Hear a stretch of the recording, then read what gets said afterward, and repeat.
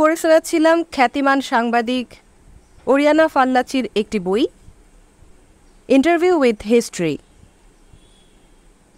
এই বইটিতে কয়েকজন বিখ্যাত এবং আলোচিত সমালোচিত বিশ্ব নেতাদের সাক্ষাৎকার নেওয়া হয়েছে।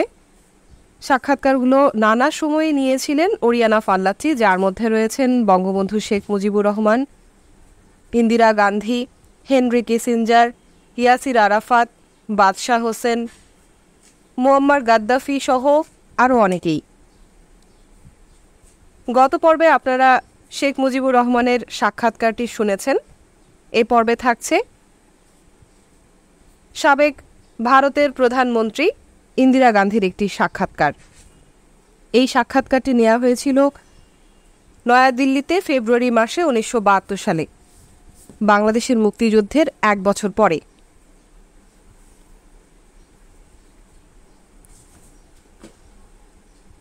এই সেই অতিমানবী যিনি প্রায় 1.5 কোটি লোককে শাসন করেন এবং যুক্তরাষ্ট্র ও চীনের বিরোধিতার মুখে একটি যুদ্ধে বিজয় লাভ করেছেন। তাকে দেখেও কেউ ভাববে গণতান্ত্রিক পদ্ধতিতে বিজয়ী হওয়ার কারণে কেউ তাকে আসনচ্যুত করতে পারবে না। অনেকে বলেন তিনি 20 বছর ধরে ভারতের প্রধানমন্ত্রী থাকবেন। আমি তাকে পছন্দ করতাম একটি নজির হিসেবে, যে একজন ভালো নারী যখন দেশ শাসন করে তখন তিনি কেমন হতে পারেন। আমি তার প্রশংসা করতাম। যারা তাকে সন্দেহ করে আমাকে সতর্ক করত, আমি তাদেরকে তার মেধা ও সাফল্যের কারণে ঈর্ষাকাতর ভাবতাম। 1975-এর বসন্তকালে তিনি গণতন্ত্র পরিত্যাগ করে একনায়কতন্ত্র কায়েম করেন। তিনি তার পিতার ভূমিকা বিস্মৃত হয়েছিলেন।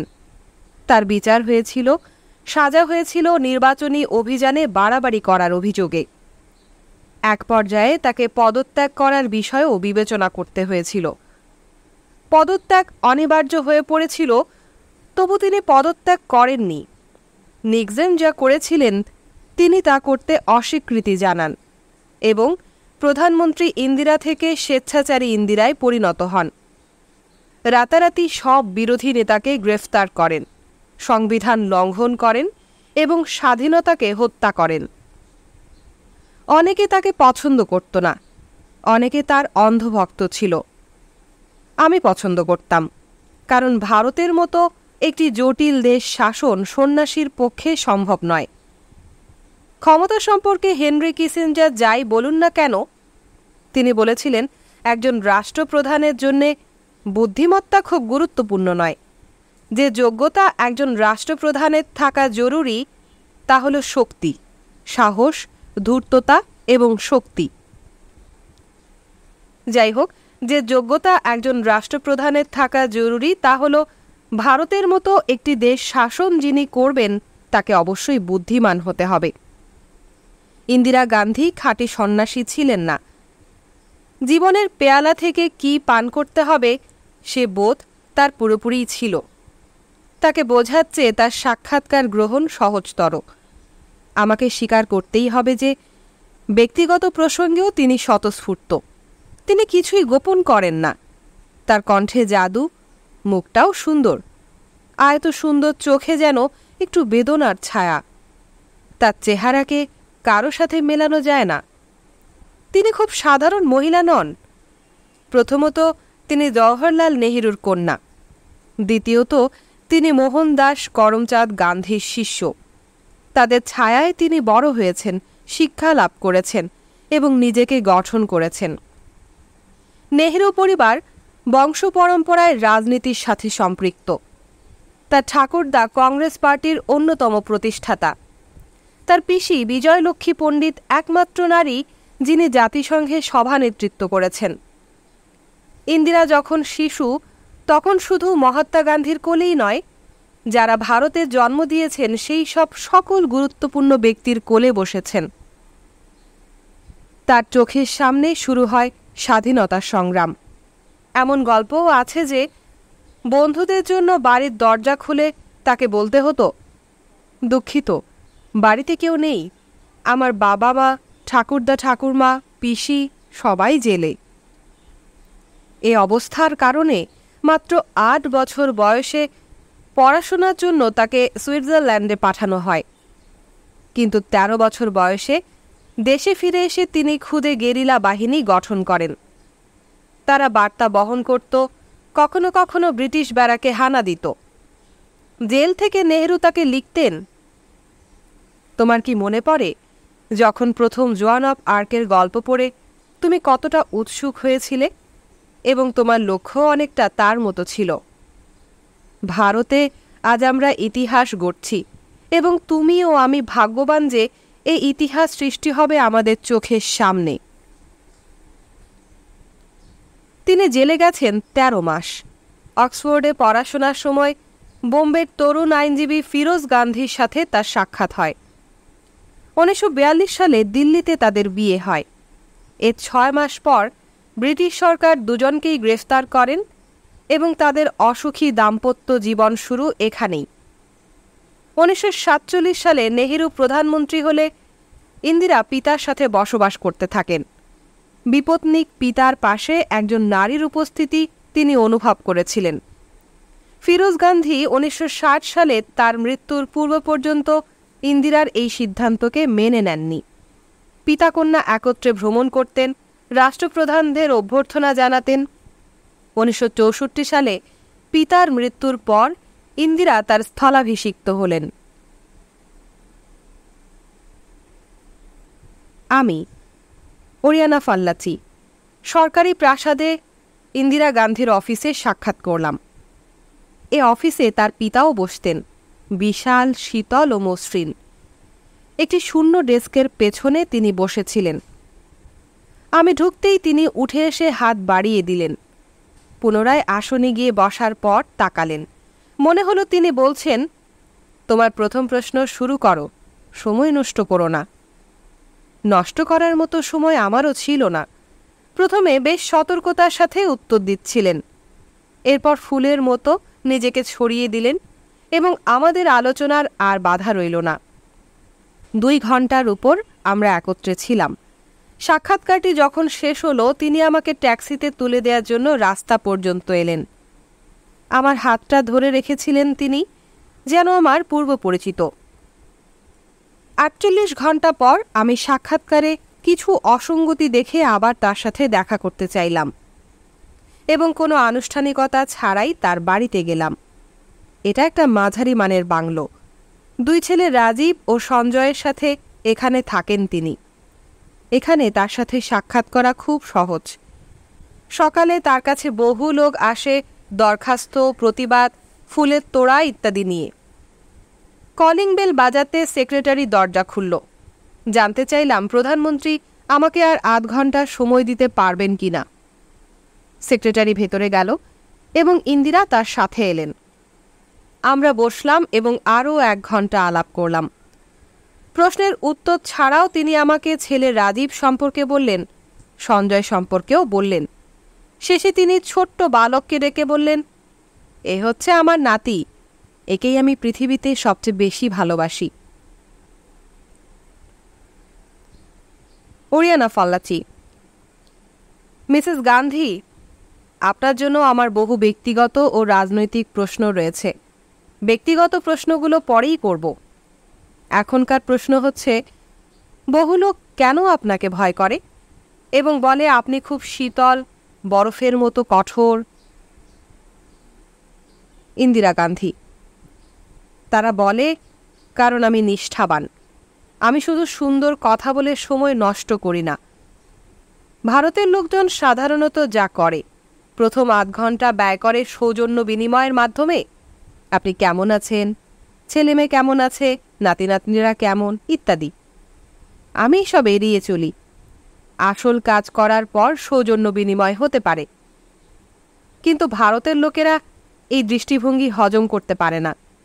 যখন আমি বলি তাড়াতাড়ি কাজের কথায় আসো, তখন তারা আহত হয় এবং ভাবে আমি অত্যন্ত শীতল, কঠোর। আমি যা সেভাবেই আমি সকলকে বুঝতে দিই। যদি আমি সুখী হই তাহলে আমাকে সুখীই দেখা যায়। রাগান্বিত হলেও তা আমি প্রকাশ করি। অন্যদের তাতে কী প্রতিক্রিয়া হয় সে ব্যাপারে আমি তোয়াক্কা করি না। আমার মতো কঠোর জীবন যাকে কাটাতে হয় তার পক্ষে অন্যের প্রতিক্রিয়ার ব্যাপারে ভাবা সম্ভব নয়। ওরিয়ানা ফাল্লাচি: আমি কঠিন একটি প্রশ্ন শুরু করব। আপনি একটি যুদ্ধ জয় করেছেন, জয়ের চেয়েও বেশি, কিন্তু আমাদের খুব কম লোকই এটাকে বিপজ্জনক বিজয় বলে মনে করেন। আপনি কি মনে করেন বাংলাদেশ আপনার কাঙ্ক্ষিত মিত্র হবে, বরং তার বদলে এক অস্বস্তিকর বোঝায় পরিণত হতে পারে বলে কি আপনি ভীত নন? ইন্দিরা গান্ধী: দেখো, জীবন সবসময় বিপদে পরিপূর্ণ এবং আমি মনে করি না যে কারো পক্ষে বিপদ এড়ানো সম্ভব। যা সঠিক মনে হয় একজনের তাই করা উচিত, এবং সেটাই যথার্থ কাজ করতে যদি বিপদ আসে তাহলে বিপদের ঝুঁকি অবশ্যই নিতে হবে। এটাই আমার সবসময়ের দর্শন। আমি পরিণতির কথা ভেবে কোনো পদক্ষেপ নেই না। পরিণতিগুলি পরে পরীক্ষা করে দেখি। যখন কোনো নতুন পরিস্থিতির উদ্ভব হয় আমি তা মোকাবেলা করি। তুমি এই বিজয়কে বিপজ্জনক বলছো, কিন্তু আমি বলছি কেউ এ যাবৎ এটাকে বিপজ্জনক বলেনি এবং ঝুঁকিও আমি দেখি না। যদি ঝুঁকি বাস্তবে পরিণত হয় তাহলে সে বাস্তবতার আলোকেই পদক্ষেপ নেব। আমি তোমার প্রশ্নের ইতিবাচক উত্তর দিতে চাই। আমি বলতে চাই বাংলাদেশ ও আমাদের মধ্যে বন্ধুত্ব প্রতিষ্ঠিত হবে। অবশ্যই তা একতরফা বন্ধুত্ব হবে না। প্রত্যেকেরই কিছু দেবার ও নেবার থাকে। আমরা যদি বাংলাদেশকে কিছু দিতে চাই তাহলে স্বাভাবিকভাবে বাংলাদেশ আমাদের কিছু দিতে চাইবে, এবং বাংলাদেশ কেন তার প্রতিশ্রুতি রক্ষা করতে পারবে না? অর্থনৈতিকভাবে বাংলাদেশ সম্পদে পরিপূর্ণ এবং নিজের পায়ে দাঁড়াতে অসক্ষম। রাজনৈতিকভাবে আমার মনে হয় দেশটা যোগ্য লোক দ্বারা পরিচালিত। শরণার্থী যারা এখানে আশ্রয় নিয়েছিল তারা বাড়ি ফিরে যাচ্ছে। ওরিয়ানা ফাল্লাচি: তারা কি আসলেই বাড়ি ফিরে যাচ্ছে? ইন্দিরা গান্ধী: হ্যাঁ, 20 লাখ ইতিমধ্যে ফিরে গেছে। ওরিয়ানা ফাল্লাচি: 1 কোটির মধ্যে 20 লাখ খুব বেশি নয়। ইন্দিরা গান্ধী: তা বেশি নয়, একটু সময় দাও। তারা দ্রুতই ফিরে যাচ্ছে, দ্রুততার সাথে। এতেই আমি সন্তুষ্ট। আমার ধারণার চেয়েও বেশি। ওরিয়ানা ফাল্লাচি: মিসেস গান্ধী, আপনার বিজয়ের বিপদ বলতে আমি শুধু বাংলাদেশকে বোঝাইনি, আমি পশ্চিমবঙ্গকেও বোঝাতে চেয়েছি, যেটা ভারতের অংশ, এবং পশ্চিমবঙ্গ এখন স্বাধীনতার কথা বলছে। কলকাতায় আমি নকশালিদের কথা শুনেছি, এবং লেনিনের একটা কথা আছে, সাংহাই ও কলকাতা দিয়ে আন্তর্জাতিক বিপ্লব অতিক্রম করবে। ইন্দিরা গান্ধী: না, এটা সম্ভব নয়। বলতে পারো কেন? কারণ ভারতে একটি বিপ্লব ঘটতে যাচ্ছে। সব কিছু বদলে যাচ্ছে শান্তিপূর্ণ ও গণতান্ত্রিকভাবে। এখানে কমিউনিজমের আতঙ্ক নেই। এই বিপদ থাকতো আমার বদলে একটা দক্ষিণপন্থী সরকার থাকলে। যখন জনগণ ভেবেছে যে আমার পার্টি দক্ষিণ ঘেঁষা হচ্ছে, তখন কমিউনিস্টরা শক্তি অর্জন করেছে। কিন্তু এখন জনগণ অনেক সচেতন। আমাদের প্রচেষ্টা সম্পর্কে তারা দেখছে আমরা সমস্যার সমাধান করছি। কমিউনিস্টরা তাদের শক্তি হারাচ্ছে। পশ্চিমবঙ্গে নকশালিদের তৎপরতা সম্পূর্ণ নিয়ন্ত্রণে রয়েছে, এবং আমি নিশ্চিত যে বাংলাদেশেও এ ধরনের তৎপরতা নিয়ন্ত্রণে এসে যাবে। আমি কোনো বিপদের আশঙ্কা করছি না। ওরিয়ানা ফাল্লাচি: ইতিমধ্যেই তারা আপনার কিছু অসুবিধা করেছে। স্বাধীনতার পর ঢাকায় আমি ভীতিকর হত্যাকাণ্ড প্রত্যক্ষ করেছি। ইন্দিরা গান্ধী: প্রথম 5 দিন এসব ঘটেছে এবং অপরপক্ষের হত্যাকাণ্ডের তুলনায় তা সামান্য। অপরপক্ষের 10 লক্ষ মানুষ হত্যার তুলনায় খুব কম। এটা সত্য যে কিছু দুঃখজনক ঘটনা ঘটেছে এবং আমরা তা ঠেকাতে চেষ্টা করেছি। তুমি কি জানো আমরা কত লোকের প্রাণ রক্ষা করেছি? আমরা তো সর্বত্র যেতে পারি না, সব কিছু দেখতে পারি না। সকল সমাজে কিছু গ্রুপ থাকে যারা অশিষ্ট, তাদেরকেও বুঝতে হবে। যথার্থ বুঝতে হলে প্রথম কদিনের মধ্যে কি ঘটেছে তা বিবেচনা করলে চলবে না। তারা বহুদিন বহু মাস ধরে দেখেছে এবং দুর্ভোগ সহ্য করেছে। হরিয়ানা ফাল্লাচি: মিসেস গান্ধী, আপনি তো এই অভিযোগ সম্পর্কে অবগত যে আপনারা ভারতীয়রা যুদ্ধের প্ররোচনা দিয়েছেন এবং আপনারাই প্রথম হামলা করেছেন। এ অভিযোগের প্রেক্ষিতে কি বলবেন? ইন্দিরা গান্ধী: তুমি যদি পেছনের দিকে যেতে চাও তাহলে এই কথা স্বীকার করে উত্তর দেব যে আমরা মুক্তিবাহিনীকে সাহায্য করেছি। সেই শুরুর মুহূর্ত থেকে ধরলে বলতে হয় আমরাই শুরু করেছি, এছাড়া আর কিছু করার ছিল না। আমরা 1 কোটি শরণার্থীকে আমাদের ভূখণ্ডে রাখতে পারি না। আমরা একটা অনির্দিষ্ট সময়ের জন্যে এ ধরনের একটা অস্থিতিশীল পরিস্থিতি সহ্য করতে পারি না। শরণার্থীর ঢল কখনো বন্ধ হতো না, একটা চূড়ান্ত বিস্ফোরণ পর্যন্ত এটা চলতেই থাকত। এসব লোকের আগমন রোধ করা অসম্ভব হয়ে পড়ত। আমাদের নিজেদের স্বার্থেই এটা করতে হতো। এ কথাটাই আমি মিস্টার নিক্সন এবং অন্যান্য নেতৃবৃন্দকে বলেছিলাম যুদ্ধ এড়াবার লক্ষ্যে। কিন্তু প্রকৃত যুদ্ধ সূচনার দিকে লক্ষ্য করলে বোঝা যাবে যে পাকিস্তানিরাই হামলা করেছিল, আমাদের উপর বিমান নিয়ে আক্রমণ করেছিল। বিকেল 5টায় আগ্রায় প্রথম বর্ষিত হয়। আমরা খুবই বিস্মিত হয়েছিলাম। একমাত্র সপ্তাহান্তেই আমরা সরকারের দায়িত্বশীলরা দিল্লি ছাড়তে পারি না। প্রায় কেউই দিল্লি ছিল না। আমি গিয়েছিলাম কলকাতায়, প্রতিরক্ষামন্ত্রী ছিলেন পাটনায় এবং সেখান থেকে তার ব্যাঙ্গালোরে যাওয়ার কথা। অর্থমন্ত্রী গিয়েছিলেন বোম্বে এবং সেখান থেকে তিনি পুনা যেতে প্রস্তুত। সশস্ত্র বাহিনী প্রধানও অন্যত্র ছিলেন। আমাদের সকলকে তড়িঘড়ি দিল্লি ফিরতে হলো। এর ফলে কয়েক ঘন্টার মধ্যে পাল্টা আঘাত হানার পরিবর্তে আমাদের বাহিনী পরের দিন আঘাত হানল। এজন্যে পাকিস্তানিরা কিছু এলাকা দখলে সফল হয়েছিল। আমরা প্রস্তুত ছিলাম, জানতাম কিছু একটা ঘটবে। আমরা শুধু বিমান হামলার জন্য প্রস্তুত ছিলাম, তা না হলে পাকিস্তানিরা আমাদের পরাভূত করত। হরিয়ানা ফাল্লাচি: মিসেস গান্ধী, আপনি বলেছেন যুদ্ধ এড়ানোর জন্য ইউরোপ ও আমেরিকা সফর করেছেন। আপনি কি সত্যি বলবেন কি ঘটেছিল? নিক্সনের সঙ্গে কি আলোচনা হয়েছিল?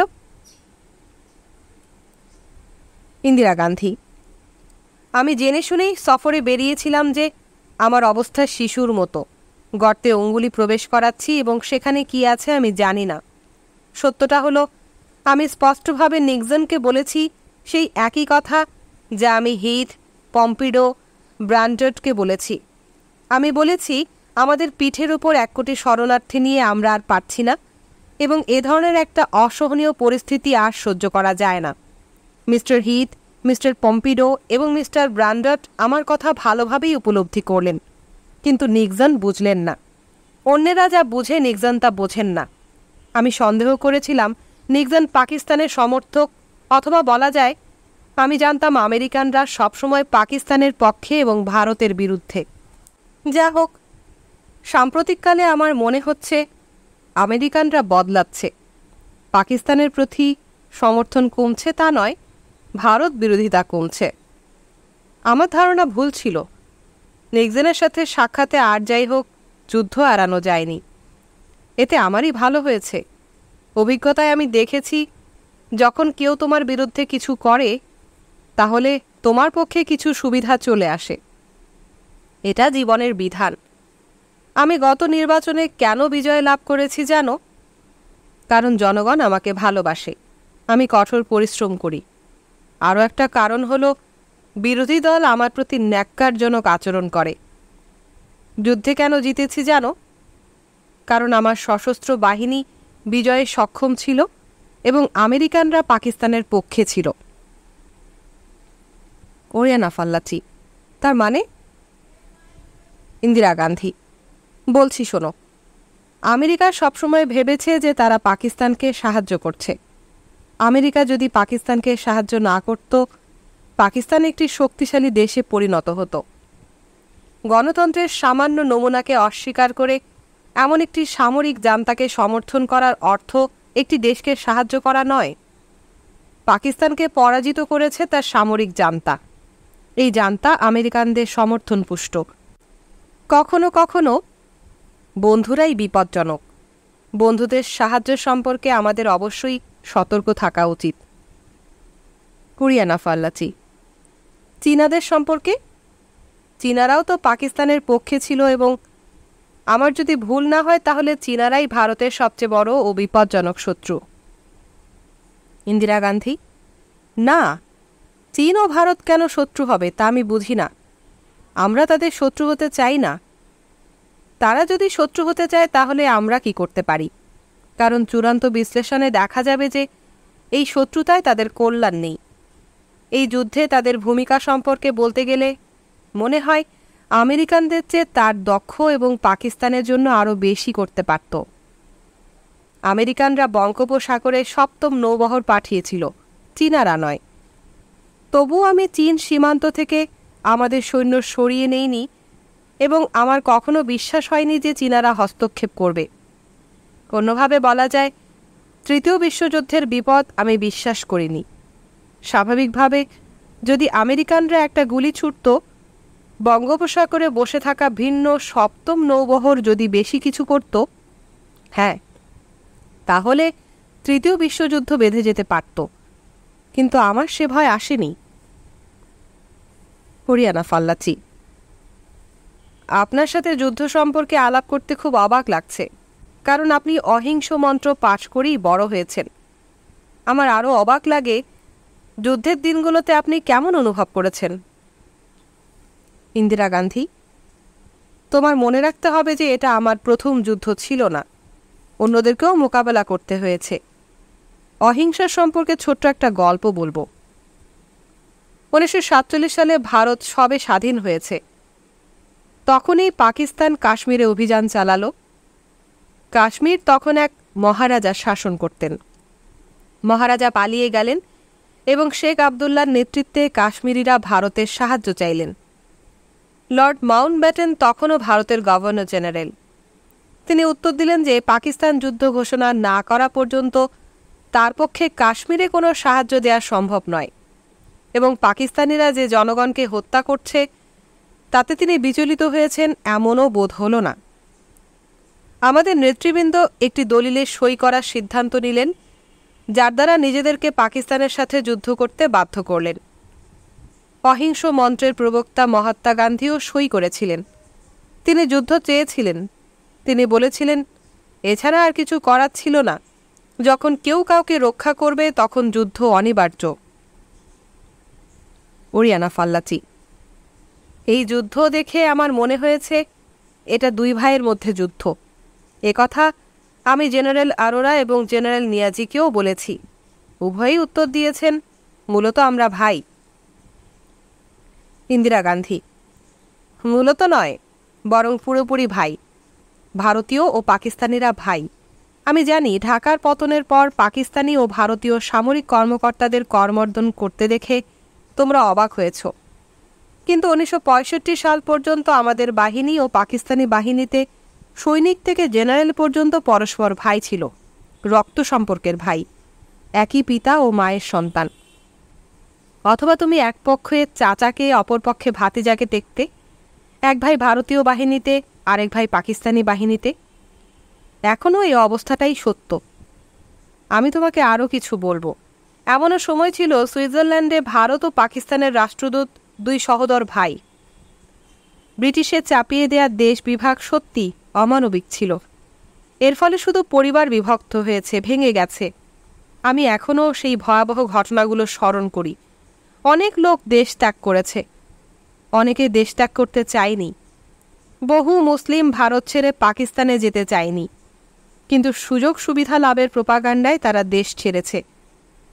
অপরদিকে বহু হিন্দু পাকিস্তান ছাড়তে চায়নি। তাদের সম্পর্ক সেখানে ছিল, সম্পত্তি ছিল, অতএব তারা রয়ে গেছে। আমরা যে শত্রু হয়েছি এটা অসম্ভব মনে হয়।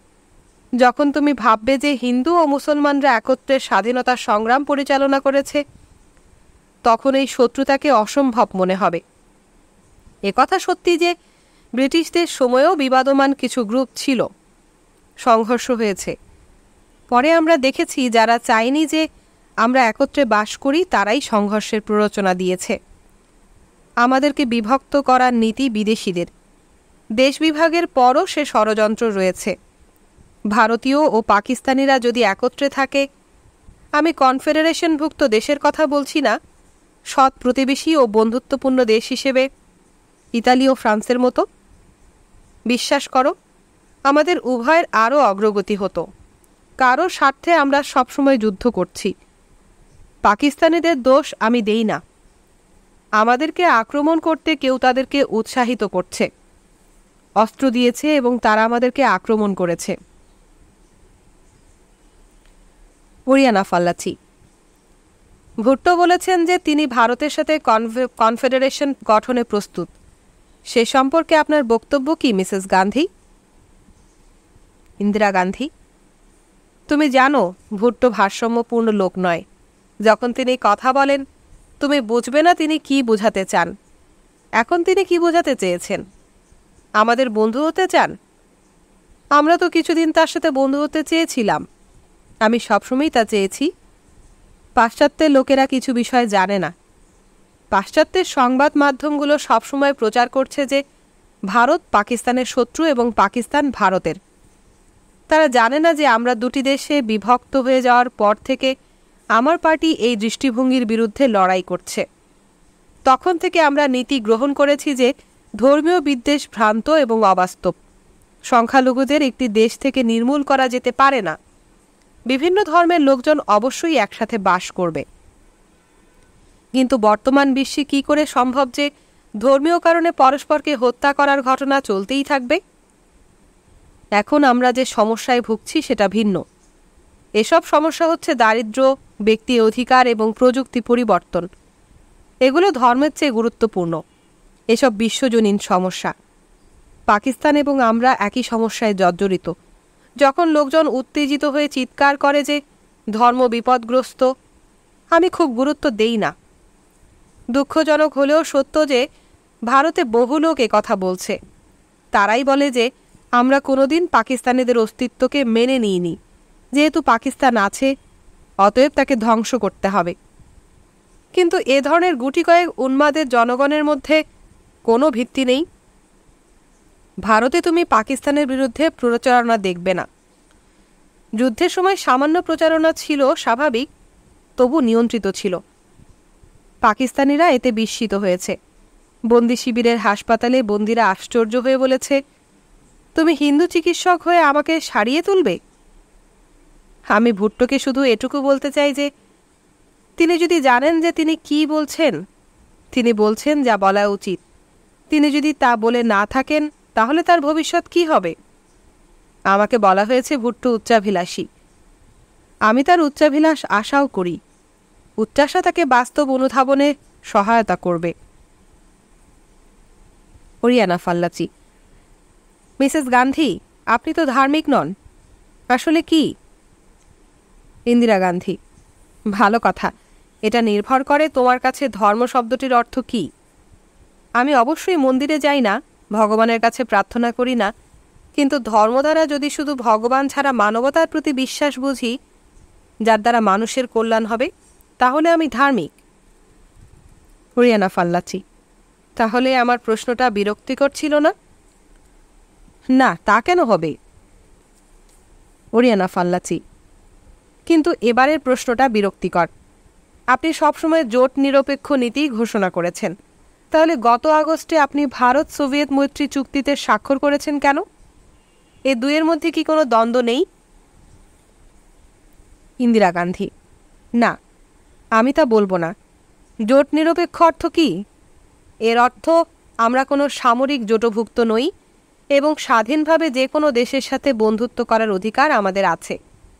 ভারত সোভিয়েত চুক্তি স্বাক্ষরের পরও সকল নীতি অপরিবর্তিত রয়েছে। অন্যেরা যা বলুক বা ভাবুক, সোভিয়েত ইউনিয়নের কারণে আমাদের নীতির পরিবর্তন হবে না। আমরা ভালোভাবেই জানি আমাদের লক্ষ্য বিশ্ব শান্তির সাথে জড়িত। আমাদের ভৌগোলিক অবস্থানটা লক্ষ্য করলে দেখবে সোভিয়েত ইউনিয়নের জন্য ভারত খুবই গুরুত্বপূর্ণ। এই চুক্তির ফলে আন্তর্জাতিক কোনো বিষয়ই বদলে যায়নি। এর দ্বারা অন্য দেশের বন্ধু হওয়ার পথ রুদ্ধ হয়নি। জোট নিরপেক্ষ থাকার শর্তেও কোনো বাধা আসেনি এবং সোভিয়েত ইউনিয়ন, চীন, যুক্তরাষ্ট্র, ফ্রান্স এবং অন্য কেউ খুশি হবে কি হবে না তা তোয়াক্কা না করেই আমরা আমাদের সিদ্ধান্ত নিতে থাকব। চুক্তি স্বাক্ষরের মাসখানেক পরে কেউ একজন চৌ এন লাইকে প্রতিক্রিয়া ব্যক্ত করতে বললে তিনি বলেছিলেন, এর দ্বারা কোনো কিছু বদলে যায়নি বা পার্থক্য সৃষ্টি হয়নি। ওরিয়ানা ফাল্লাচি: নিকট ভবিষ্যতে হ্যানয়ে ভারতীয় দূতাবাস খুললেই পার্থক্যটা লক্ষ্য করা যাবে। আপনি তো ভিয়েতনামের জন্য আন্তর্জাতিক নিয়ন্ত্রণ কমিশনের প্রধান। এর অর্থ কি? আপনি কি কমিশনারের সদস্যপদ ও চেয়ারম্যানের দায়িত্ব ত্যাগ করবেন? ইন্দিরা গান্ধী: আমি জানি না, স্পষ্টত কিছু সমস্যা হচ্ছে। এখনও ভাবিনি কিভাবে সমাধান করব। এ ব্যাপারে বলবই বা কি। শোনো তাহলে, আন্তর্জাতিক নিয়ন্ত্রণ কমিশন কিছুই করছে না, কখনো কিছু করেনি।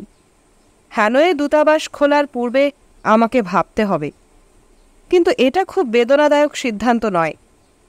সাইগনের পরিস্থিতি স্বাভাবিক নয় এবং আমি যা করেছি তাতে আমি সন্তুষ্ট।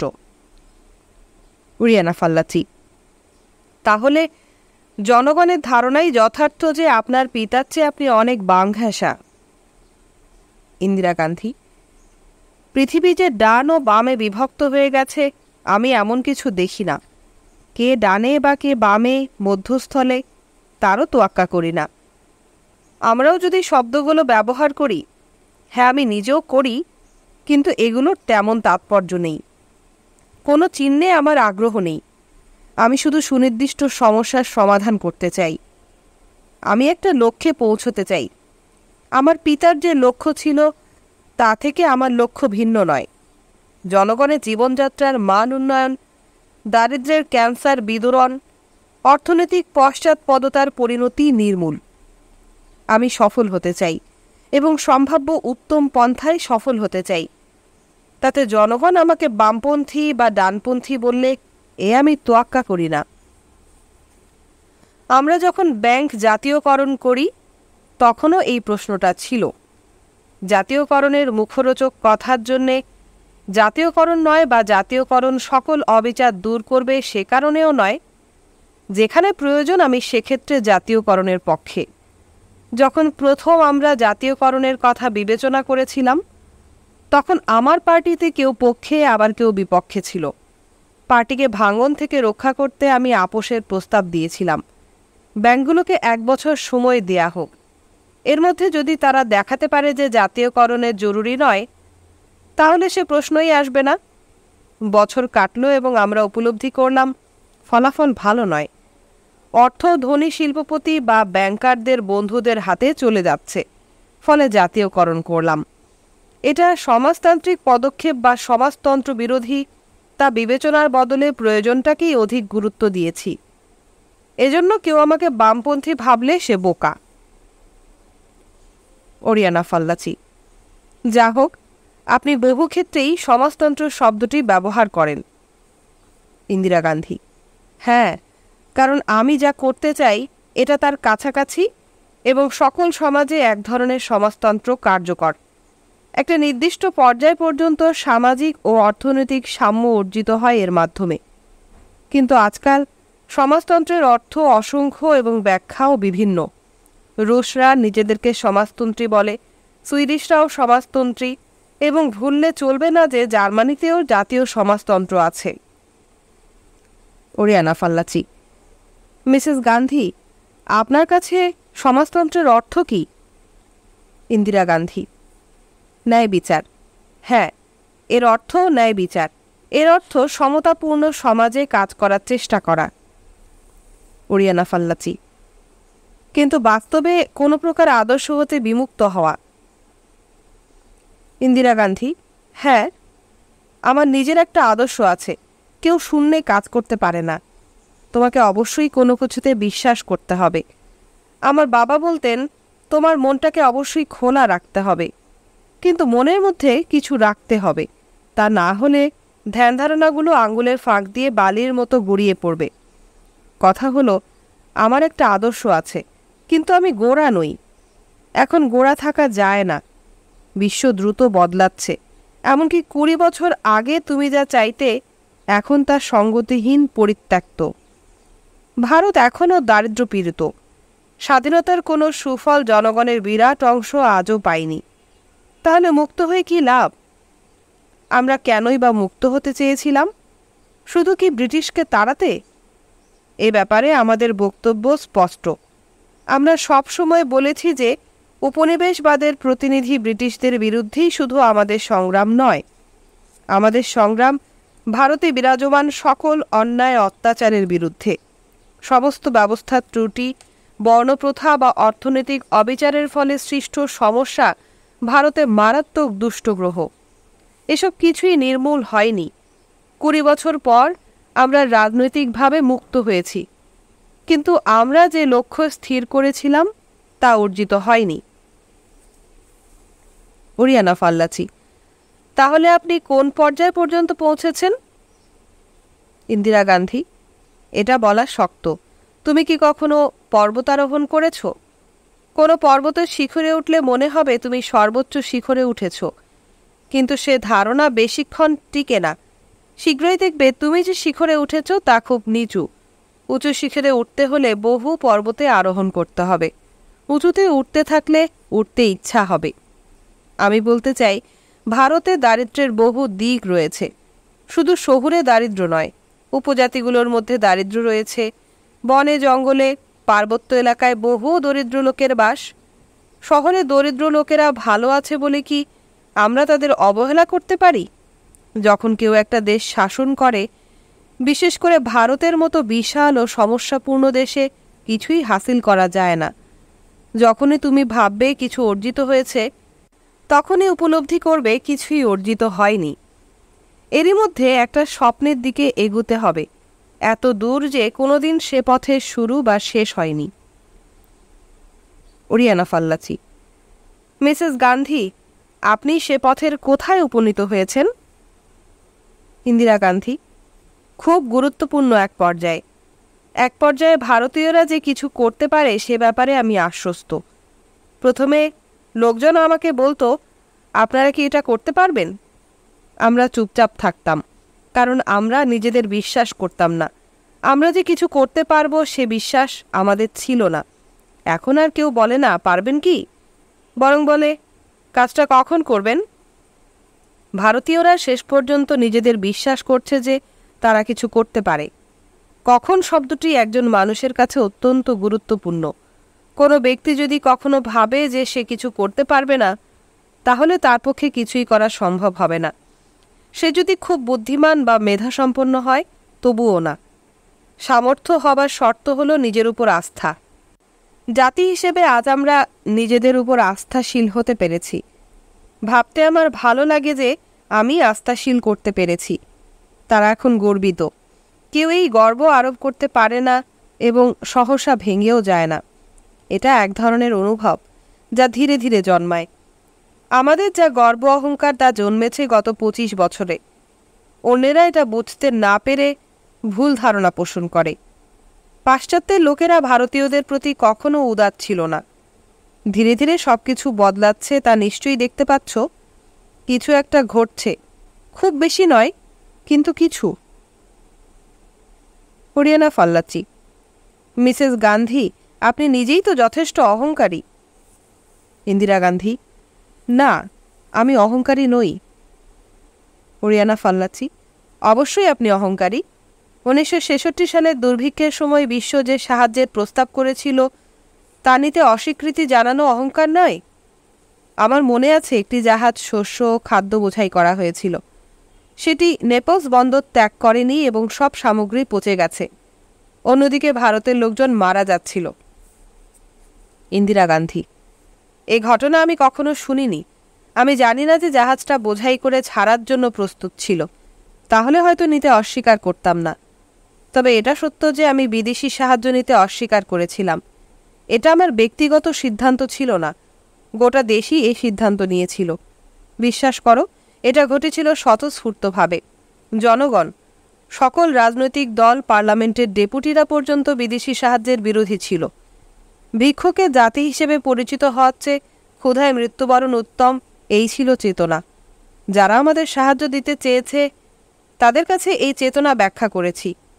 আমি জানি এতে তোমরা আহত হয়েছ। অনেক সময় কিছু না বুঝে আমরা একে অন্যকে আহত করি। ওরিয়ানা ফাল্লাচি: আমরা আপনাকে আহত করতে চাইনি। ইন্দিরা গান্ধী: আমি জানি এবং বুঝি, তোমাকেও অবশ্যই আমাদেরকে বুঝতে হবে, বিশ্বাস করতে হবে। তোমরা বলছো সংঘাত ছাড়া কি করে যুদ্ধ সম্ভব? আমরা তো কোনো সংঘাত ছাড়াই স্বাধীনতা অর্জন করেছি। তোমরা বলেছ অশিক্ষিত জনগণ যারা ক্ষুধায় মরছে, সেখানে কি করে গণতন্ত্র চর্চা হবে? কিন্তু আমরা সেই জনগণ দিয়েই কার্যকর গণতন্ত্র প্রতিষ্ঠা করেছি। তোমরা বলেছ পরিকল্পনা হয় কমিউনিস্ট দেশের জন্য, গণতন্ত্র ও পরিকল্পনার পাশাপাশি চলতে পারে না। কিন্তু সকল ভুলভ্রান্তির মধ্যে আমাদের পরিকল্পনা সফল হয়েছে।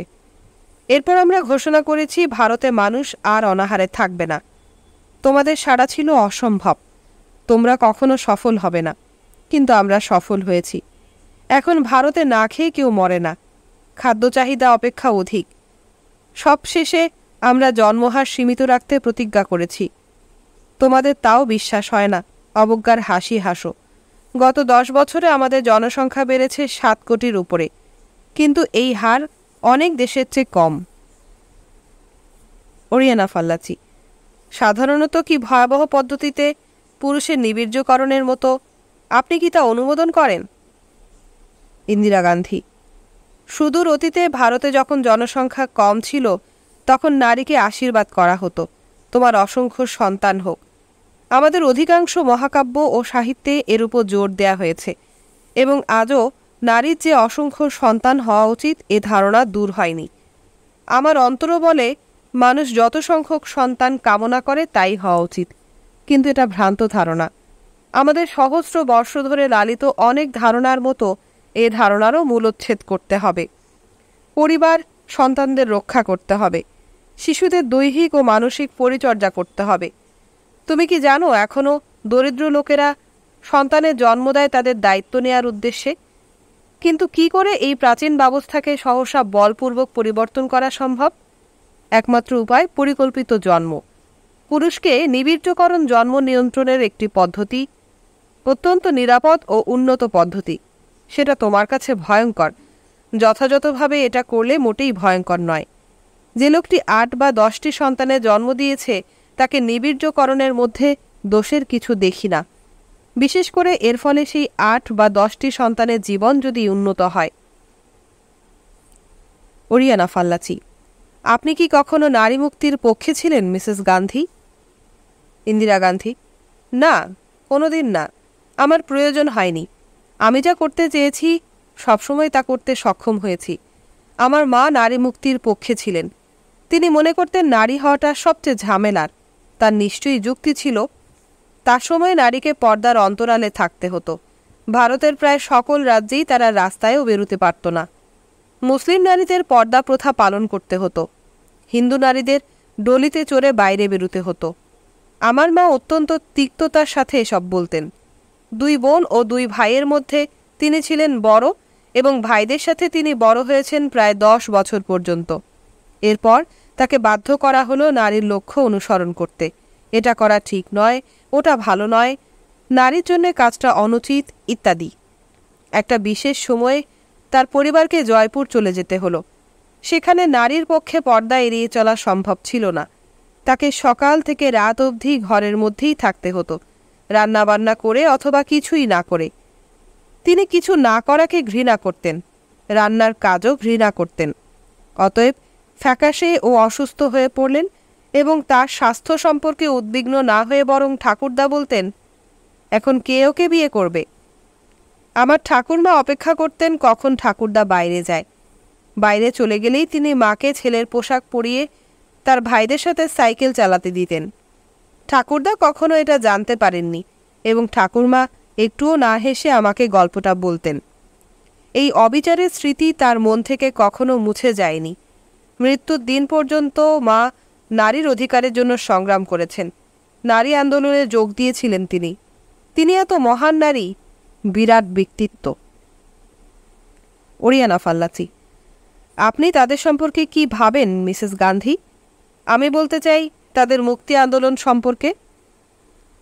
ইন্দিরা গান্ধী: এটা খুব ভালো, কারণ গুটি কয়েক লোক জনগণের নাম ভাঙিয়ে জনগণের অধিকারের কথা বলেছে, কিন্তু এখন তারা প্রতিনিধির বদলে প্রত্যেকে নিজের কথা বলতে চায়, সরাসরি অংশগ্রহণ করে। একথা নিগ্রো, ইহুদি, নারী সবার জন্য প্রযোজ্য। নারী বিরাট এক বিদ্রোহের অংশ। নারীরা অনেক সময় বাড়াবাড়ি করে, এটা সত্য। আমার অভিজ্ঞতা থেকে আমি কিছুটা শিখেছি। ভারতে নারী পুরুষদের মধ্যে কখনো দ্বন্দ্বপূর্ণ প্রতিযোগিতা ছিল না। যখনই কোনো নারী নেতৃত্বে এসেছে, হয়তো রানী হিসেবে জনগণ তাকে গ্রহণ করেছে, এতে ব্যতিক্রম কিছু ছিল না।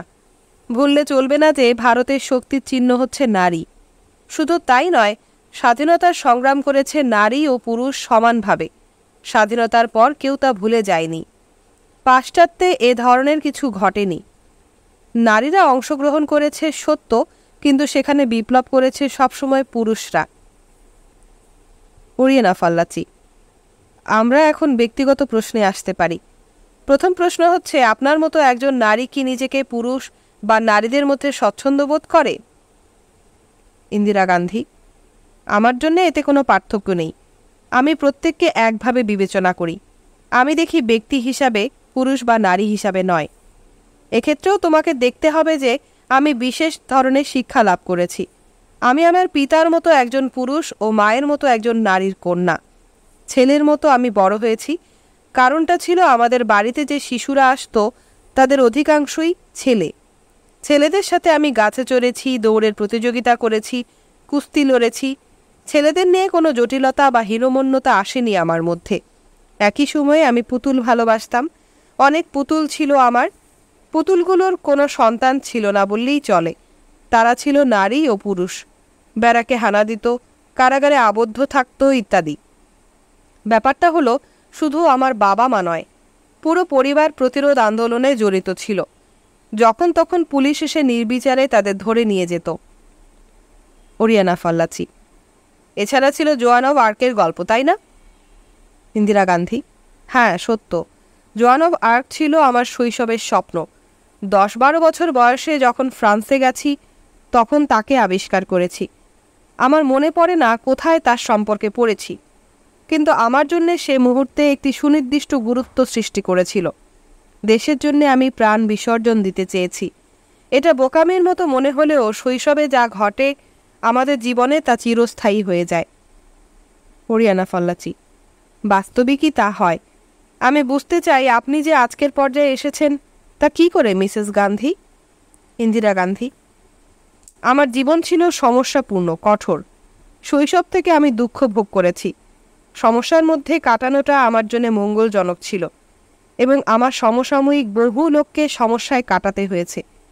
এখনকার নবীনেরা কি সে স্বপ্ন দেখে যে স্বপ্ন আমাদের জীবনকে গঠন করেছিল?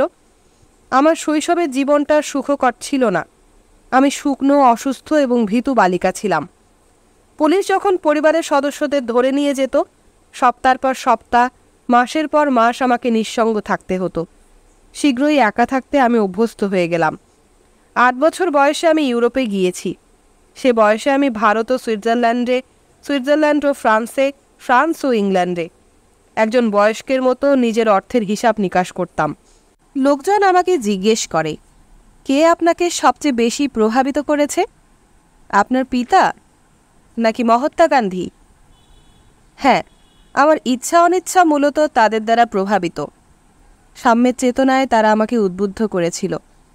ন্যায়ের প্রতি আমার অনুরাগ এসেছে পিতার নিকট হতে, এবং তিনি তা পেয়েছেন মহাত্মা গান্ধীর নিকট হতে। তবে এই কথা বলা ঠিক নয় যে আমার উপর পিতার প্রভাব বেশি, এবং আমার পক্ষে বলাও সম্ভব নয় যে আমার ব্যক্তিত্ব গঠনে কার প্রভাব বেশি, মা, বাবা অথবা মহাত্মা গান্ধীর, অথবা যেসব বন্ধুরা আমার সাথে ছিলেন তাদের। কারো একার প্রভাব নয়, সবার। কেউ কখনো আমার উপর কিছু চাপিয়ে দেয়নি, কেউ আমাকে দীক্ষা দেয়নি। আমি সবসময় স্বাধীনতার মধ্যে কিছু খুঁজতে চেষ্টা করেছি। আমার পিতা সাহসিকতার খুব গুরুত্ব দিতেন এবং ভীতুদের পছন্দ করতেন না, কিন্তু তিনি আমাকে কখনো বলেননি যে আমি তোমাকে সাহসী দেখতে চাই। যখনই কঠিন কাজ করেছি অথবা ছেলেদের সাথে দৌড়ে জয়ী হয়েছি, তখন গর্বে মৃদু হাসতেন। ওরিয়ানা ফাল্লাচি, আপনি নিশ্চয়ই পিতাকে খুব ভালোবাসতেন? ইন্দিরা গান্ধী: অবশ্যই। আমার পিতা একজন সাধু ব্যক্তি ছিলেন। একজন সাধারণ মানুষের মধ্যে যে গুণ থাকে তা থেকে তিনি একজন সাধুর কাছাকাছি ছিলেন। তিনি এত ভালো, এত মহৎ ছিলেন। আমি সবসময় তার পক্ষে ছিলাম, শৈশবে এবং এখনও। তিনি কোনো রাজনীতিবিদ ছিলেন না, কোনো ব্যাখ্যাই না। তার কর্মের মধ্যেই তিনি টিকে থাকবেন। ভারতের ভবিষ্যৎ চিন্তা তাকে আচ্ছন্ন করে রাখত। আমরা পরস্পরকে বুঝতাম। ওরিয়ানা ফাল্লাচি: আর মহাত্মা গান্ধী? ইন্দিরা গান্ধী: তার মৃত্যুর পর অনেক কথা বলা হচ্ছে। তিনি একজন ব্যতিক্রমধর্মী লোক ছিলেন, অসাধারণ বুদ্ধিমান, জনগণের জন্য অসম্ভব রকমের দরদ এবং ন্যায়ের পক্ষে দৃঢ় ভূমিকা গ্রহণের একাগ্রতা ছিল তার। তিনি বলতেন ভারতের প্রথম প্রেসিডেন্ট হওয়া উচিত একজন হরিজন অস্পৃশ্য মেয়ের। শ্রেণীপ্রথার বিরুদ্ধে তিনি কঠোর ছিলেন। নারীর উপর নির্যাতন তিনি সহ্য করতে পারতেন না। তিনি যখন আমাদের বাড়িতে আসতেন তখন তার সাথে মিশতাম। স্বাধীনতার পর তার সাথে বহু কাজ করেছি। হিন্দু মুসলিম সমস্যা যখন চরমে তখন মুসলমানদের প্রতি দৃষ্টি রাখার দায়িত্ব দিয়েছিলেন আমার উপর। তাদের রক্ষার দায়িত্বে তিনি মহান ছিলেন। আমার পিতা ও আমার মধ্যে যে সমঝোতা ছিল, মহাত্মা ও আমার মধ্যে সে সমঝোতা ছিল না। তিনি সবসময় ধর্মের কথা বলতেন এবং সেটাই সঠিক বলে মনে করতেন। অনেক ব্যাপারেই আমরা তরুণরা তার সাথে একমত হতাম না। ওরিয়ানা ফাল্লাচি: আবার আপনার প্রসঙ্গে ফিরে আসি মিসেস গান্ধী। এটা কি সত্যি যে আপনি বিয়ে করতে চাননি? ইন্দিরা গান্ধী: হ্যাঁ, 18 বছর পর্যন্ত চাইনি, কারণ আমি আমার পুরো শক্তি নিয়োজিত করতে চেয়েছিলাম ভারত স্বাধীন করার সংগ্রামে। আমার ধারণা ছিল বিয়ে করলে আমি সে দায়িত্ব পালন করতে পারবো না। কিন্তু ধীরে ধীরে আমার মন পরিবর্তন করলাম এবং আমার বয়স যখন 18 তখন বিয়ের সম্ভাবনা বিবেচনা করতে শুরু করলাম। স্বামী পাবার জন্য নয়, সন্তান লাভের জন্য। আমি সবসময় সন্তান কামনা করতাম। যদি আমার উপর নির্ভর করত তাহলে আমার 11টা সন্তান হতো। আমার স্বামী চাইতেন মাত্র 2টো। তোমাকে আরও একটা কথা বলি, আমার ডাক্তাররা পরামর্শ দিয়েছিল যাতে আমি একটা সন্তানও ধারণ না করি। আমার স্বাস্থ্য ভালো ছিল না এবং তারা বলতো গর্ভধারণ করলে খুবই বিপজ্জনক হতে পারে। তারা যদি একথা না বলতো তাহলে হয়তো আমি বিয়েই করতাম না। কিন্তু তাদের ব্যবস্থাপত্র আমাকে প্ররোচিত করলো। আমি বললাম, তাহলে একথা কেন ভাবছেন যে বিয়ে করব অথচ সন্তান নিতে পারবো না? আমি শুনতে চাই না যে আমার সন্তান হতে পারবে না। আমাকে বলুন সন্তান পাওয়ার জন্য আমাকে কি করতে হবে। তারা কাঁধ ঝাঁকালো এবং মত ব্যক্ত করলো যে এজন্য আমাকে কিছু ওজন বাড়াতে হবে। এত শুকনো অবস্থায় আমার পক্ষে কখনো গর্ভ টিকিয়ে রাখা সম্ভব হবে না। আমি ওজন বাড়াতে থাকলাম। কড লিভার অয়েল খাওয়া শুরু করলাম। খাবার পরিমাণ দ্বিগুণ হলো। 1 আউন্স ওজনও বাড়ল না। এরপর আমি স্বাস্থ্যনিবাস মুসুরিতে গেলাম এবং ডাক্তারদের নির্দেশ অগ্রাহ্য করলাম। নিজস্ব পদ্ধতি পালন করে আমার ওজন বাড়ল। অথচ এখন উল্টো করতে হচ্ছে। এখন শুকনো থাকাটাই সমস্যা হয়ে গেছে। কিন্তু আমার পক্ষে ম্যানেজ করা অসম্ভব হয় না। আমি খুব দৃঢ়চিত্তের লোক। ওরিয়ানা ফাল্লাচি: হ্যাঁ, আমি তা উপলব্ধি করেছি এবং আপনি বিয়ে করে আপনার দৃঢ়তা প্রদর্শন করেছেন। ইন্দিরা গান্ধী: বাস্তবিক তাই। কেউ সে বিয়ে করতে চায়নি, কেউ না। মহাত্মা গান্ধীও এতে সুখী হননি। আমার পিতা এই বিয়ের বিরোধিতা করেছিলেন। এ কথা সত্য নয়, তিনি খুব আগ্রহ দেখাননি। আমার মনে হয় যে সব পিতার মেয়ে একটাই, তারা চান বিয়ে একটু দেরিতে হোক। যা হোক, আমার প্রেমিক ভিন্ন ধর্মাবলম্বী ছিলেন। তিনি একজন পার্সি। এটাকেও সহ্য করতে পারেনি। গোটা ভারত আমাদের বিরুদ্ধে ছিল। তারা মহাত্মার কাছে, আমার পিতার কাছে লিখেছে, অপমান করেছে, হত্যার হুমকি দিয়েছে। প্রতিদিন ডাকপিয়ন আসতো বিরাট একটা বস্তা নিয়ে এবং মেঝের ওপর চিঠির স্তূপটা রাখত। আমরা চিঠি পড়াও বাদ দিয়েছিলাম। আমরা কিছু বন্ধুকে সেগুলো পড়ে আমাদের জানাতে বলতাম। একজন তোমাকে টুকরো টুকরো করে কাটতে চেয়েছে, একজন তার স্ত্রী থাকার পরও তোমাকে বিয়ে করতে চেয়েছে কারণ সে হিন্দু।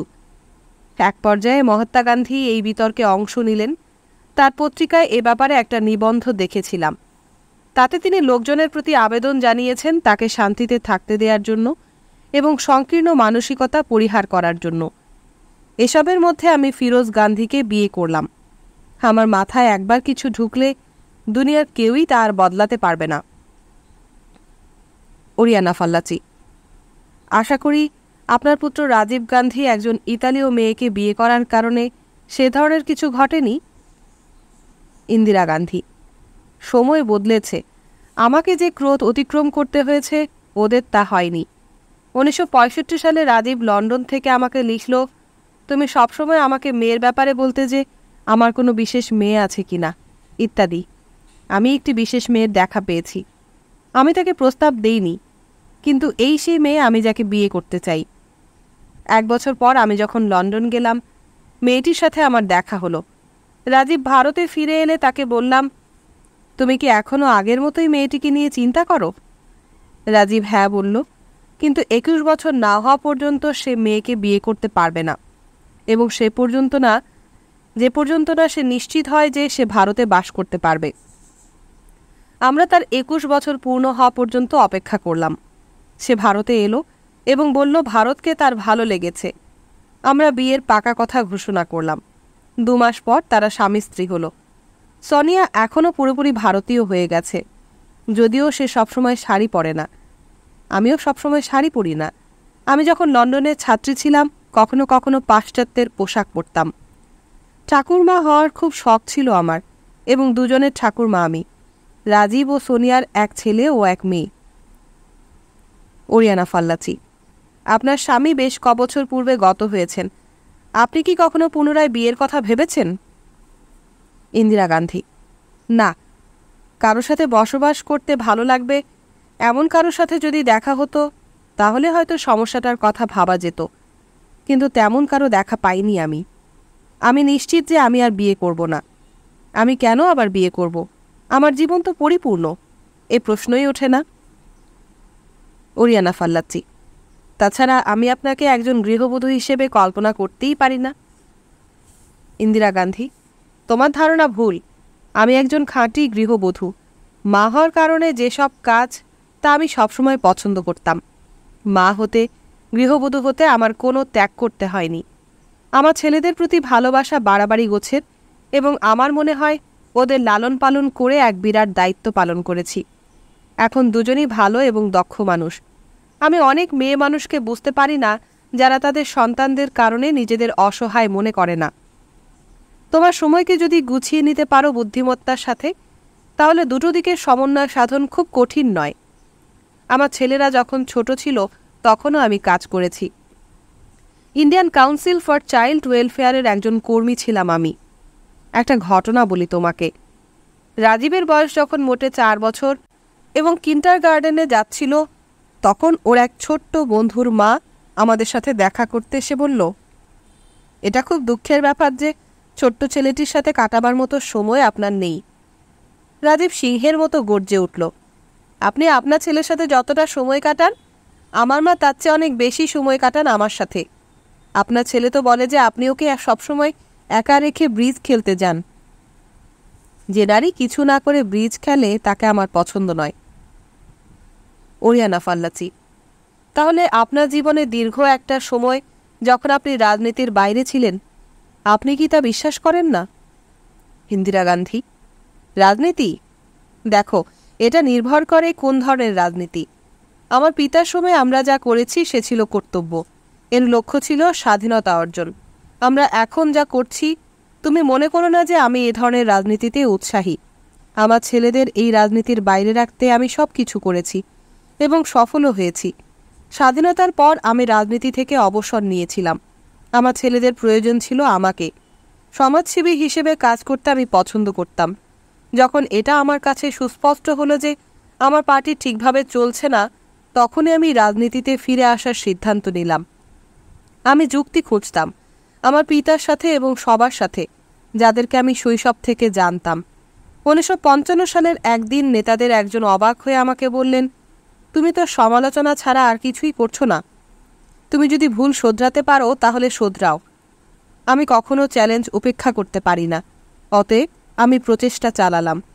কিন্তু আমার মনে হলো এটা সাময়িক, এবং আমার পিতা, যিনি আমাকে তার কাজে জড়িত করার চেষ্টা করেননি, তিনিও আমার মতো অভিন্ন চিন্তা করতেন। লোকজন বলাবলি করত, আমার পিতা আমাকে প্রধানমন্ত্রী পদের জন্য প্রস্তুত করেছেন। তিনি যখন আমাকে সাহায্য করতে বললেন, আমি তার পরিণতি সম্পর্কে ভাবিনি। ওরিয়ানা ফাল্লাচি: সবকিছু তাহলে তার কারণেই শুরু হয়েছিল? ইন্দিরা গান্ধী: তা তো বটেই। তিনি ছিলেন প্রধানমন্ত্রী এবং তার বাড়ির দায়িত্ব পালন করা। তার সেবা করার মানেই রাজনীতিতে আমার হাত পড়া। সরাসরি অভিজ্ঞতার ফাঁদে আটকে যাওয়াও বোঝায়। 1957 সালের এক সপ্তাহান্তে আমার পিতাকে উত্তরে যেতে হয়েছিল এক সমাবেশে। তার সাথে গিয়েছিলাম আমি, বরাবরের মতো। আমরা চাম্বায় পৌঁছে দেখলাম আমাদের সময়সূচির দায়িত্বে যে ভদ্রমহিলা, তিনি ভিন্ন এক স্থানে পৃথক একটা বৈঠকের ব্যবস্থা রেখেছেন। আমার পিতা যদি চাম্বার সমাবেশ বাদ দেন, তাহলে আমরা চাম্বায় নির্বাচনে হেরে যাব। পাঠানকোটের কাছে অন্য এক শহরের সমাবেশ বাদ দিলে সেখানে আমরা হারব। পরামর্শ দিলাম, যদি আমি গিয়ে বলি যে একই সময়ে দুটো জায়গায় বক্তৃতা দেওয়া সম্ভব নয়। তিনি উত্তর দিলেন যে এটা অসম্ভব। আমাকে খারাপ রাস্তা দিয়ে 300 মাইল যেতে হবে এখন রাত 2টা। শুভরাত্রি বলে বিছানায় এলাম। ধারণাটা আমার কাছে ভালো লেগেছিল। ভোর 5:30টায় ঘুম থেকে জেগে দরজার নিচে একটা নোট দেখলাম। এতে বলা হয়েছে, একটা বিমান তোমাকে পাঠানকোট নিয়ে যাবে। সেখান থেকে গাড়িতে 3 ঘন্টা। যথাসময়ে তুমি পৌঁছবে। যথাসময়ে পৌঁছে আমি সমাবেশে যোগ দিলাম। এটা সফল হলো এবং আমাকে আরও সমাবেশের জন্য ডাকা হলো। সেই ছিল সূচনা। ওরিয়ানা ফাল্লাচি: আপনি কি তখন বিবাহিতা ছিলেন, নাকি ইতিমধ্যে বিচ্ছেদ ঘটেছিল? ইন্দিরা গান্ধী: আমি সবসময় বিবাহিতা অবস্থায়ই ছিলাম, সবসময়, তার মৃত্যু পর্যন্ত। আমাদের বিচ্ছেদ হয়েছিল এটা ঠিক নয়। আমার স্বামী থাকতেন লখনৌতে এবং পিতা থাকতেন দিল্লিতে। আমাকে দিল্লি লখনৌ দৌড়াতে হতো।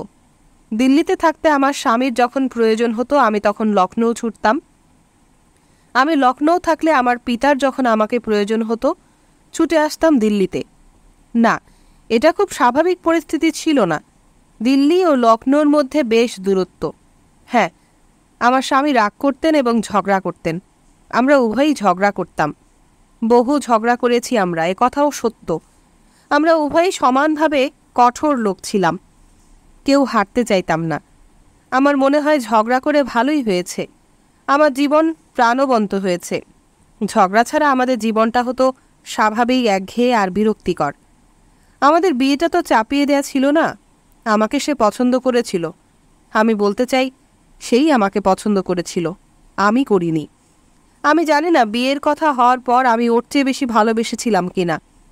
পরে আমার মধ্যে ভালোবাসা বেড়েছিল। আমার পিতার জামাতা হওয়া তার পক্ষে সহজ ছিল না। কারো পক্ষেই তা সহজ ছিল না। এটা ভুললে চলবে না যে সেও পার্লামেন্টে ডেপুটি ছিল।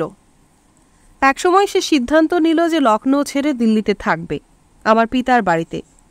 কিন্তু পার্লামেন্টের ডেপুটি হয়ে সে প্রধানমন্ত্রীর বাড়িতে কি করে লোকজনের সাথে সাক্ষাৎ করবে? খুব সহজে বুঝলো ব্যাপারটা এবং ছোট একটা বাড়ি নিল। খুব ভালো বাড়ি নয়। জীবন তার জন্য খুব সহজ ছিল না। ওরিয়ানা ফাল্লাচি: আপনি কি কখনো অনুতাপ করেছেন, দুঃখ করেছেন, কিংবা ভয়? ইন্দিরা গান্ধী: না, কখনো না। যে কোনো ভয় আসলে সময়ের অপচয়, দুঃখবোধের মতোই। আমি যা কিছু করেছি আমার ইচ্ছায় করেছি। যখন ছোট ছিলাম ব্রিটিশের বিরুদ্ধে লড়েছি মাঙ্কি ব্রিগেডে, অথবা যখন বালিকা ছিলাম সন্তান চেয়েছি এবং নারী হিসেবে যখন পিতার সেবা করেছি, কিংবা স্বামীকে যখন ক্রোধান্বিত করেছি, আমি সবসময় একটা বিশ্বাস থেকেই করেছি। যখন কোনো সিদ্ধান্ত নিয়েছি তখন পরিণতিও মেনে নিয়েছি। এমনকি দেশের সাথে জড়িত নয়, সেক্ষেত্রেও একই ভূমিকা আমার। আমার মনে পড়ে জাপান যখন চীনে অভিযান চালায় তখন আমি কেমন ক্রুদ্ধ হয়েছিলাম। আমি শীঘ্র একটি কমিটিতে যোগ দিয়ে অর্থ ও ঔষধপত্র সংগ্রহ শুরু করি এবং একটি আন্তর্জাতিক ব্রিগেডের জন্য স্বাক্ষর করি। জাপানের বিরুদ্ধে প্রচারণা চালাই। আমার মতো একজন লোকের প্রথম ভীতি ও পরে অনুতাপের কারণ থাকে না। ওরিয়ানা ফাল্লাচি: তাছাড়া আপনি ভুল করেননি। অনেকে বলে যুদ্ধ জয়ের পর কেউ আপনার বিরুদ্ধাচারণ করবে না এবং আপনি কমপক্ষে 20 বছর ক্ষমতায় থাকবেন। ইন্দিরা গান্ধী: আমি কতদিন থাকবো এ সম্পর্কে আমার বিন্দুমাত্র ধারণা নেই। এটা জানারও কোনো আগ্রহ নেই আমার। আমি প্রধানমন্ত্রী থাকবো কি না তারও তোয়াক্কা করি না। আমি সবসময় ভালো কাজ করতে আগ্রহী, যতদিন আমি ক্লান্ত না হই। আমি ক্লান্ত নই। কাজ মানুষকে ক্লান্ত করে না। কোনো কিছুই চিরদিন টিকে না। কেউ বলতেও পারে না সুদূর বা নিকট ভবিষ্যতে আমার কী ঘটবে। আমি উচ্চাভিলাষী নই, একটুও না। আমি জানি আমার সব কথায় মানুষ অবাক হয়, কিন্তু এটাই সত্য। সম্মান কখনো আমাকে উত্তেজিত করে না। প্রধানমন্ত্রীর কাজ আমি অবশ্যই পছন্দ করি, কিন্তু একজন বয়স্ক মানুষ হিসেবে আমার যা করার তার চেয়ে বেশি পছন্দ করি না। কিছুদিন আগে আমি বলেছিলাম আমার পিতা রাজনীতিবিদ ছিলেন না, বরং আমি নিজেকে মনে করি রাজনীতিবিদ। রাজনৈতিক জীবন শুরু করতে আমার আগ্রহ ছিল না। আমি আমার স্বপ্নের ভারত গড়তেই আজ রাজনীতিতে। আমি যে ভারত চাই তা এতটা দরিদ্র নয় এবং বিদেশি প্রভাব থেকে সম্পূর্ণ মুক্ত। যদি আমার মনে হয় দেশটা সেই লক্ষ্যেই অগ্রসর হচ্ছে, তাহলে আমি রাজনীতি ছেড়ে দেব এবং প্রধানমন্ত্রিত্ব থেকে অবসর নেব। হরিয়ানা ফাল্লাচি: কি করবেন? ইন্দিরা গান্ধী: যে কোনো কাজ। তোমাকে বলেছি যে কাজ আমি করি সেটা আমি ভালোবাসি এবং চেষ্টা করি ভালো করতে। প্রধানমন্ত্রী হওয়া জীবনের একমাত্র কাজ নয়। আমি একটা গ্রামে বাস করেও সন্তুষ্ট থাকতে পারি। যখন আমাকে দেশ পরিচালনা করতে হবে না, তখন আমি শিশুদের পরিচর্যা করব, অথবা আমি নৃতত্ত্বে পড়াশোনা করব, অথবা অক্সফোর্ড গিয়ে ইতিহাস পড়ব, যেখান থেকে আমি ইতিহাসের ডিগ্রি নিয়েছি। অথবা আমি জানি না, উপজাতীয় সম্প্রদায় সম্পর্কে আমার যথেষ্ট আগ্রহ, হয়তো তাদের সাথে ব্যস্ত থাকব। শোনো, আমার জীবনটা নিশ্চয়ই শূন্য থাকবে না। ভবিষ্যৎ আমাকে ভীত করে না, যদি তা অন্যান্য সমস্যায় সংকুলও থাকে। ব্যক্তির দেশের সমস্যা থাকেই, ব্যাপার হলো তা মেনে নেয়া। সম্ভব হলে সমস্যা দূর করা অথবা সমস্যার মধ্যেই কাটাবো। লড়াই করা সম্ভব হলে ভালো, অসম্ভব হলে আপোষ করাই উত্তম। যেসব লোক অভিযোগ করে তারা স্বার্থপর। তরুণ বয়সে আমি খুব স্বার্থপর ছিলাম, কিন্তু এখন আমি আর তা নই। অবাঞ্ছিত বিষয় এখন আর আমাকে বিরক্ত করে না। আমি জীবনের সাথে সবসময় সমঝোতায় আসতে চাই। হরিয়ানা ফাল্লাচি: আপনি কি একজন সুখী নারী মিসেস গান্ধী? ইন্দিরা গান্ধী: আমি জানি না। সুখ এমন এক ধরনের চলমান অনুভব, নিস্তরঙ্গ বা বাধাহীন সুখ বলে কিছু নেই। সুখ হলো মুহূর্তের অনুভব, তৃপ্তি থেকে সুখ। সুখ দ্বারা যদি তুমি সাধারণ পরিতৃপ্তি বোঝাতে চাও, তাহলে খুব বেশি সুখী নই। সন্তুষ্ট নই, তবে তৃপ্ত। আমার দেশের জন্য আমি কখনো সন্তুষ্ট হতে পারবো না। সেজন্যে আমি বিপদ সংকুল পথই বেছে নেই। একটি পাকা রাস্তা ও পার্বত্য পথে চলার মধ্যে আমি পায়ে চলা পথই বেছে নেই। আমার দেহরক্ষীরা তা পছন্দ করে না। হরিয়ানা ফাল্লাচি: ধন্যবাদ মিসেস গান্ধী। ইন্দিরা গান্ধী: তোমাকেও ধন্যবাদ এবং শুভেচ্ছা। সবসময় আমি যা বলি তোমার জন্য খুব সহজ সময় আশা করি না, কিন্তু তোমার যে অসুবিধাই থাকুক, আশা করি তুমি তার সমাধান করবে।